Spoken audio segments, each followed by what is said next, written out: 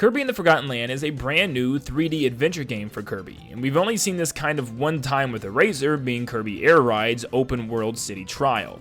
And now we finally get a mainline game that deals with a 3D Kirby, which is super exciting. But it's even more exciting than many people might realize, because after further inspection of this game in the trailer, it really does look like another game that we've already seen. Yes, I'm saying that this is going to play and almost look exactly like a Mario 3D World sequel. At first it might be hard to see, but after further inspection it definitely does remind me a lot of a 3D Mario game, and those that have the same similar camera system as 3D Land and 3D World, and even that of Galaxy. But it definitely goes further than just a camera system that makes me believe that this is something very similar to that of 3D World. And I'm going to discuss why today, and why you should probably pick this game up if you enjoyed Mario 3D World or 3D Land at all.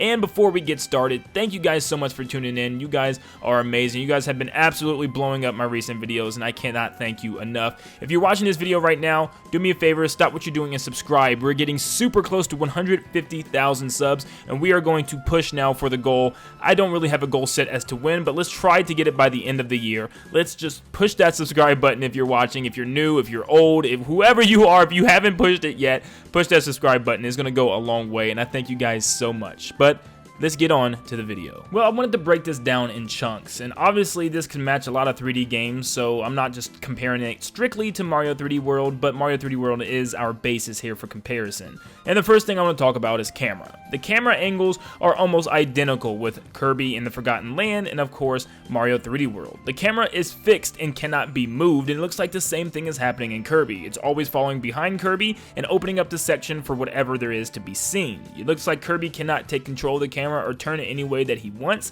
and that the camera is just simply going to follow, and it will pan in certain situations when Kirby's making round turns or trying to head into a cave, for instance. You can see the camera make a shift, and it's very similar to that of Mario 3D World, and that's not bad. Just because you can't move the camera doesn't mean a 3D Mario game is bad. It just means it's more confined than an open world sandbox level. I also want to talk about world building. The world seems to be very familiar. It's lots of blocky blocks to jump on and lots of just big, bright, colorful areas, and the color and look and gameplay aspect looks very much the same. Now, if anything, it looks like Kirby is in fact a continuation of Mario 3D World, moving away from kind of the floating platforms in the sky and coming more to a realistic environmental setting, like in the middle of a city or in the middle of some type of meadow or in the jungle, in the woods, instead of just being random platforms everywhere. I think that's the main difference with Kirby, is that the world actually feels connected instead of just random levels that the characters are jumping to. So for me, that is a massive improvement, because I never did understand the games like Captain Toad and Mario 3D Land, where the levels were just floating in this empty space and there was no type of connection with the hills or the background. It was just kind of this floating level, and that's all you kind of did. You completed the level and moved on to the next floating level, where this time it looks like you actually have to progress forward in order to get to the next area. If anything, Mario 3D World and 3D Land feels like a giant obstacle course, and that's not a bad thing. It's actually a lot of fun. For instance, the Mystery House Marathon levels are tons of fun, but I think I would like to see something a little bit more interconnected and kind of world building this time around, like they're doing with Kirby and the Forgotten Land. To me, the hidden collectibles was probably the most fun part of playing Mario 3D World. I love looking for those 3 green stars, and also the hidden stamp in each level, which were sometimes extremely difficult to find and mega rewarding when you did find them. And it looks like Kirby and the Forgotten Land is going to have something very similar. In some scenes, we get a glimpse of a hidden collectible, and it always seems to be off the beaten path, which means yes, exploration is still here, even though it's more of a confined 3D level build. And I love that, because 3D World showed that just because it's not an open world sandbox game doesn't mean it can't be a fun 3D adventure with hidden items and things to find. And this is one of the most fun parts about playing these type of games, is finding the hidden collectibles. So this will obviously be a ton of fun, and just watching Kirby trying to get over there without getting eaten by the alligator is going to be a blast. Next up, I have level rotation and completion. So within these 3D games, there's always a way for Mario to get to the next area, and in 3D Land and 3D World, he used a warp box, and this time you have Kirby's warp star, and instead of just warping to the next area, you get to see Kirby actually ride his way through the different terrains in order to get to the next area, like through the city streets or through the trees of the jungle. And it's just really cool to see that, because like I said, with Mario, you just kind of jump in the box and come out in another end.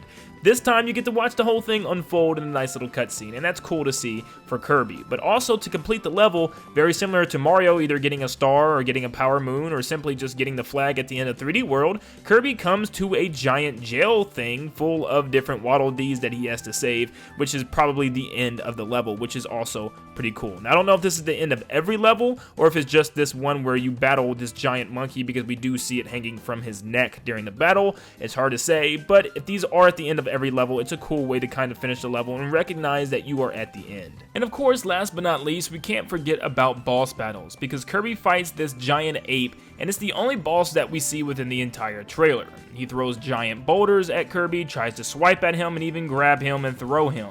And this reminds me a lot of the Mario 3D World bosses, as you're in this giant ring with this one central boss, but this time, what's different? Yes, the camera actually moves with Kirby. In Mario 3D World, the camera stays at a fixed angle and once again only moves left and right to follow Mario's movements, but doesn't ever pan behind him to see the battle from a different point of view, which would be really cool to see within that Mario game, but of course that came later on with Mario Odyssey, a more open world style of Mario.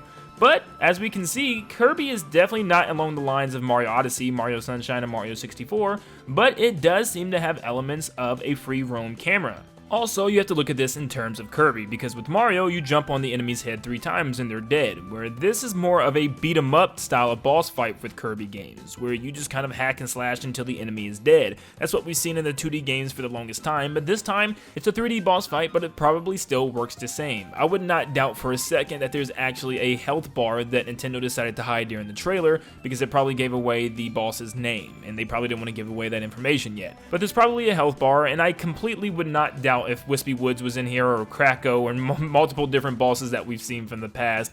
And of course, there's probably going to be a true arena or some type of arena mode where you can battle all the bosses at the end. I'd actually probably be very disappointed if there wasn't a boss battle arena mode for this Kirby game, because it's like a Kirby staple now. They can't just get rid of that. But I think it's undeniable that Kirby and the Forgotten Land is very, very similar to that of Mario 3D Land and Mario 3D World. They're both the same style of 3D adventure game, and they both have very similar mechanics when it comes to camera, gameplay, and even collectibles, and even the boss battles. So I think if you enjoyed Mario 3D Land and Mario 3D World, you will definitely enjoy Kirby and Forgotten Land. Of course, there's still so much to see about this game, as more trailers are sure to come out in the near future, as it's coming out in spring of 2022, but I am very excited for this game, and let me know in the comments down below if you guys are too. Will you be picking up Kirby and the Forgotten Land, and what news and information do you want to find out about the game still? Let me know in the comments down below, and please help us reach our goal of 150,000 subscribers by subscribing to this video right now. I thank you guys so much for tuning in, and like always, I'll see you all on the next one.